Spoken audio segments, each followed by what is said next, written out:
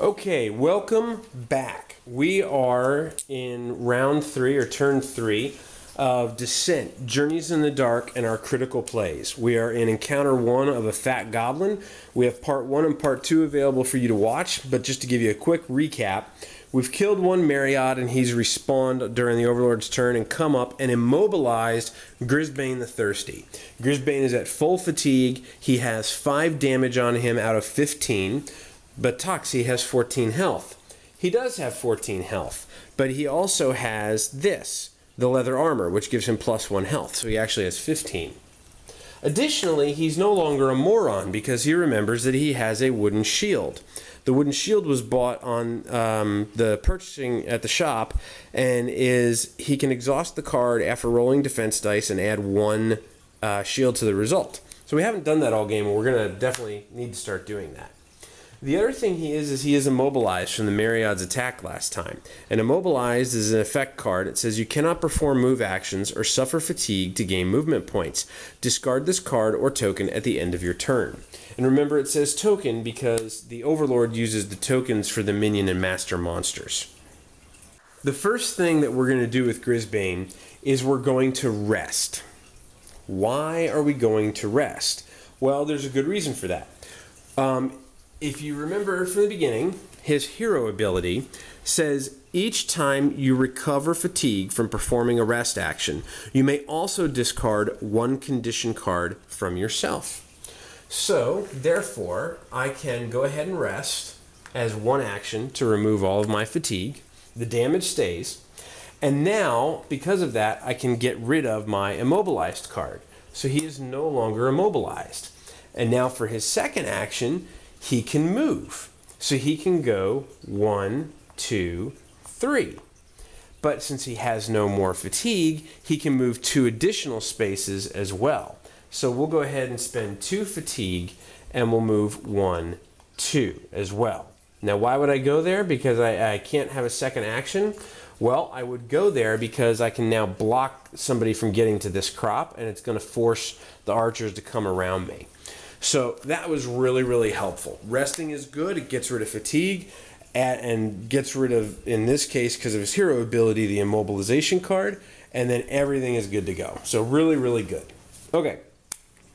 Widow Tara. Widow Tara now is going to make an attack, and she is going to go for her Exploding Rune and Arcane Bolt combination. So as a quick reminder, we'll show you what these are again. Exploding Rune is an arrow activated ability, so it counts as an action, and it says perform an attack with a rune weapon, which, wow, the Arcane Bolt's a rune weapon. And the attack gains blast. And the Arcane Bolt will attack with both a blue and a yellow die, and depending on surges rolled, could be really, really good.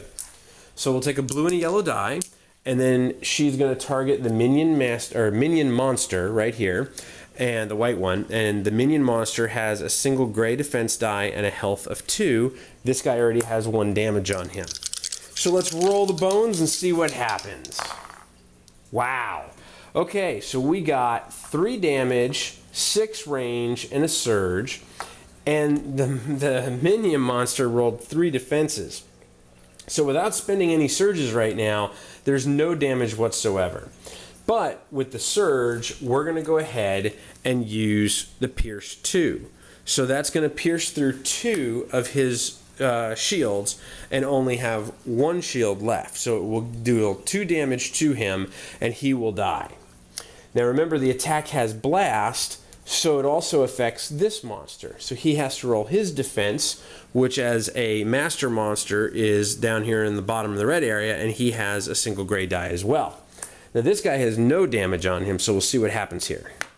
He totally whiffs, so that's really good. So that means there's 3 damage on that monster now. So we are good to go there. He has 4 total health, so he's still alive with 1 point. But that was a great attack by Widow Tara. Now, Widow Tara could get very, very aggressive here and do one of two things. She could either move in and completely block off the crops, or she can go for another attack and make her second attack, but she's going to have to roll really good range. On this one, she rolled a 6, but in the next one, 1, 2, 3, 4, 5, she's going to need to roll a 5 or higher. So, what to do, what to do. I think probably one of the best things she could do is actually go ahead and rest. Gets rid of her fatigue, just like Grisbane did. And because she's at 7 health and only has 10, any more fatigue would mean damage to her. So it would be really nice to just knock those fatigues off. Now I could have also searched if I wanted to, but I'm pretty well primed for the next turn to go ahead and search as well. So now it's on to the Overlord's turn. The Overlord is going to draw his card, and he's going to look and laugh. It's not that great, but it's good. So the Overlord is going to spawn a monster. He's going to bring out a Goblin Archer. And I think we're going to go ahead and attack with the Mariod first. We'll move the Mariod 3 total spaces for his movement. 1, 2, 3. And this is where it's a little tight, but it's okay. So we're going to come in here and we're going to attack the Widow and see if we can knock out the Widow. So the Mariod, again, if you remember, has a blue and a red for an attack. And on a surge, or a crit, as I like to call it, we'll get an immobilize or a +1 damage possibly. So a red and a blue versus the 1 grade defense die for Widow. And this could be really bad, but we'll see what happens. Oh, bad. Yes, bad.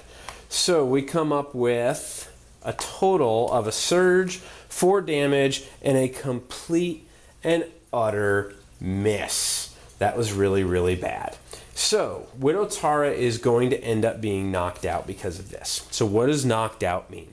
Well, the first thing is we should pick the surge. So let's go ahead and I think we will choose, well, I think we'll actually choose the +1 damage because the immobilize won't do anything. The immobilize will put a condition card on her, but because she's knocked out, all condition cards will go away.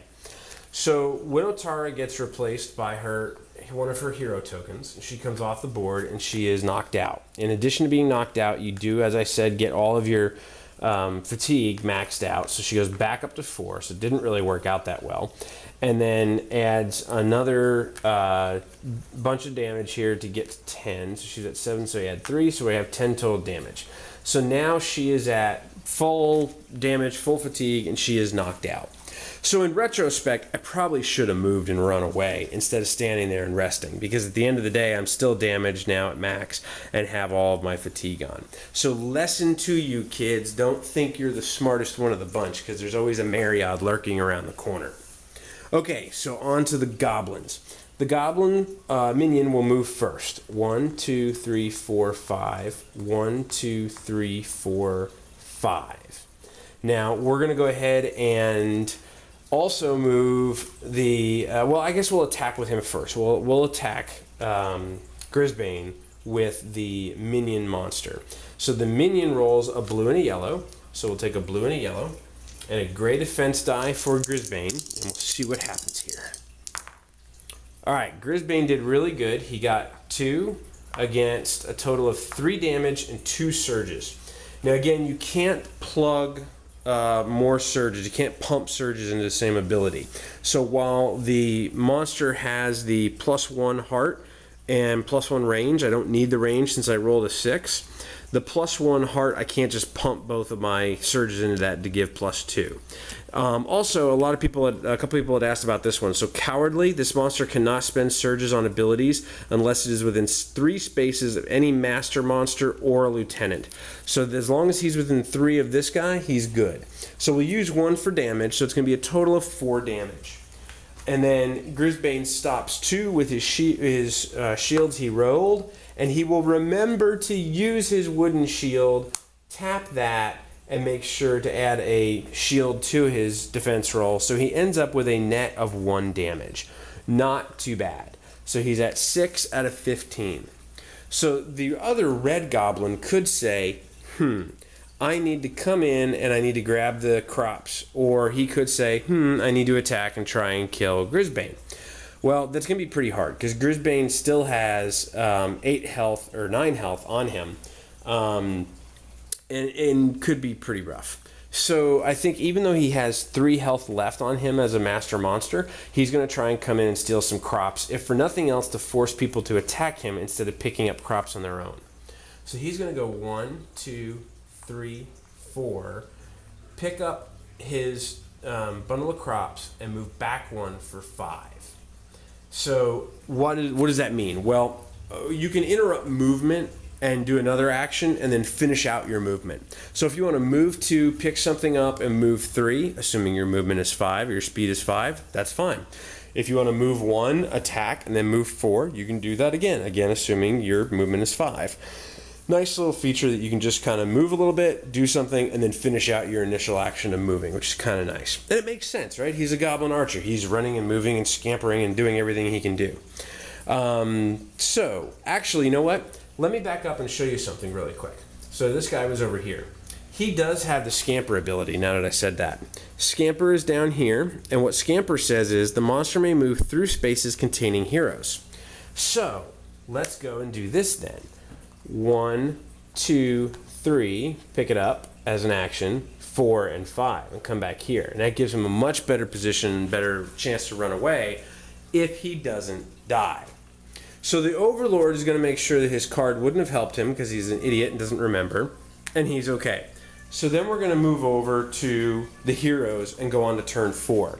And let's just keep going. I think we'll, because of the time on this, I think we're good. We'll go keep moving and we'll move to turn 4. Okay, so for turn 4, the heroes are going to refresh their cards, and let's see what Grisbane can do. So Grisbane is a hero. Grisbane is a stout hero, and Grisbane is not going to let that goblin get away with that bundle of crops. In fact, no, he will not let it move another single space. Grisbane is going to attack that master monster where he stands, and he uses a red and blue die for his iron longsword, which is here. It says for a red and a blue die, and he's melee, so he is adjacent and he has the ability to do that. It says on a crit or on a surge, you may force the target to reroll 1 defense die. So let's go ahead and see what we can do here. 1 gray defense for the master monster with 1 health left. Grisbane rolls a miss. Oh my goodness. Miss, 2 damage, and this, which is a total miss. That's really bad. But if you remember, when we searched at the beginning of the game, we have a power potion. And the power potion says flip this card over to reroll some or all of your dice after performing an attack. So we're going to go ahead and reroll the attack die. And because we only need 1 damage, and we know that with just these 2 we'll get 1 damage through, we're going to go ahead and just reroll the blue die and not reroll the red die as well. Survey says beautiful. He has done 3 damage to 1 defense from the Master Goblin, and the Master Goblin dies. Ah! All the damage comes off, and that crop is dropped where it is. So drop the crop. Now, why did we do that aside from dropping the crop? Well, Grisbane has Advance. Advance says after defeating a monster with an attack, which we just did, using a melee weapon, which we just did, exhaust this card to move up to your speed and perform an additional attack. So we're going to go ahead and exhaust that card, pay the 1 fatigue. It was a good thing we rested before, so we have a little bit of fatigue space left. We're going to move up to our speed. We're going to actually move on top of the crop, although we're not picking it up. And we're going to go ahead and attack the other monster. Same defense dice, even though they're a minion, and same red and blue attack with the iron longsword. Survey says that is a total of 3, 4, 5 hearts to 0 defense, and crushing defeat. The 3rd goblin is off the board now. So that right there is the end of Grisbane's turn. He's done a massive amount of damage. It's been absolutely brutal. Oh, wait, no, it's not the end of his turn. He still has a whole nother action. We'll go ahead and pick up the crop. Okay, so we're good to go. it is now Widow Tara's turn, and Widow Tara can't really do anything other than stand up. Now, when you stand up, that is the only action that your character can perform. Basically, what's going to happen is she's going to be replacing her hero token with herself, and we're going to stand her up by rolling 2 red power dice. Any hearts you roll are health you regain. Any surges you roll are the amount of fatigue you gain. So let's see what we get. We get a total of 3 hearts. So she goes back down to 7 health. Not great, but not bad. And that's the only thing she can do. Now you may ask, Tox, why do we put a hero token on and not just leave the character and maybe just knock her over like that? Well, you can do that. But at the end of the day, the hero tokens are used to remind you that people can move through those spaces and land on those spaces when you're knocked out. If your space is occupied when you stand up or you are revived, then you just you revive your character or stand up your character at the next adjacent space. So that is the end of the hero's turn, and it is now the Overlord's turn. Overlord will draw 1 card. He will look at them and see how good or how bad they are. And then he will decide to activate a Master Archer. And he will move 1, 2, 3, 4, 5. 1, 2, 3, 4, 5. And we're going to go right here. So that's the end of his turn with his 2 moves. The Mariod will then attack, and the Mariod does not want to see Grisbane get away. But the Mariod can go through things. So squeezing, think of monsters as shrinking and expanding. He moves 1, 2, 3 over to here and can become right adjacent to him. Now that seems a little odd because I'm over here and 1, 2, 3 should put him there, and some people would think that he could only go right there. But at the end of the day, the monsters can move, and whatever space they land on, it has to be occupied by one of their edge spaces. Meaning he can go 1, 2, 3 and kind of turn himself so that he's like this. So he is going to end up adjacent to Grisbane. So this is going to be a fun attack. He, again, as the Mariod, will roll a red and a blue die for an attack, and Grisbane will roll 1 defense gray dice. Survey says a total, absolute, wicked miss. That's bad. Unfortunately for Grisbane, though, Dark Fortune is in play. The Overlord plays Dark Fortune. Play this card after you roll a die, and you may re-roll 1 die. So he's going to go ahead and re-roll the attack die, of course. And, oh, a double miss back to back. So Grisbane takes no damage, so that was really, really good. Now, most people would think that's the end of the Overlord's turn, but the Overlord is going to play Frenzy. Frenzy says, play this card when activating your monster, and that monster may perform an additional attack action this turn in addition to its normal 2 attack actions. So he's going to go ahead and attack again on Grisbane. So let's do that attack again, and hopefully he won't roll a 3rd miss. So that's unbelievable. Literally unbelievable. So 3 misses in a row. The Mariod is apparently upset because his tail may be in the water and he's just flailing around and he's all over the place. And 3 times in a row he tried to hit that crafty little dwarf. But of course Grisbane's thirsty and he's got crops with him now, so he's just ducking under everything. Unbelievable. Alright, that right there is the end of the Overlord's turn for turn 4. And I think right there we're going to go ahead and pause this. We're at a position where Grisbane has a crop in hand. He's got 2 monsters around him. One's pretty ticked off because he just missed 3 times in a row. And Widow Tara has been damaged, was knocked out, and has revived herself, and stood up, and is ready to get into battle again. We hope you like this. It sounds like everyone has been commenting has so far. Definitely feel free to leave your comments here on the YouTube channel. You can find us on Facebook, Twitter, and Google+.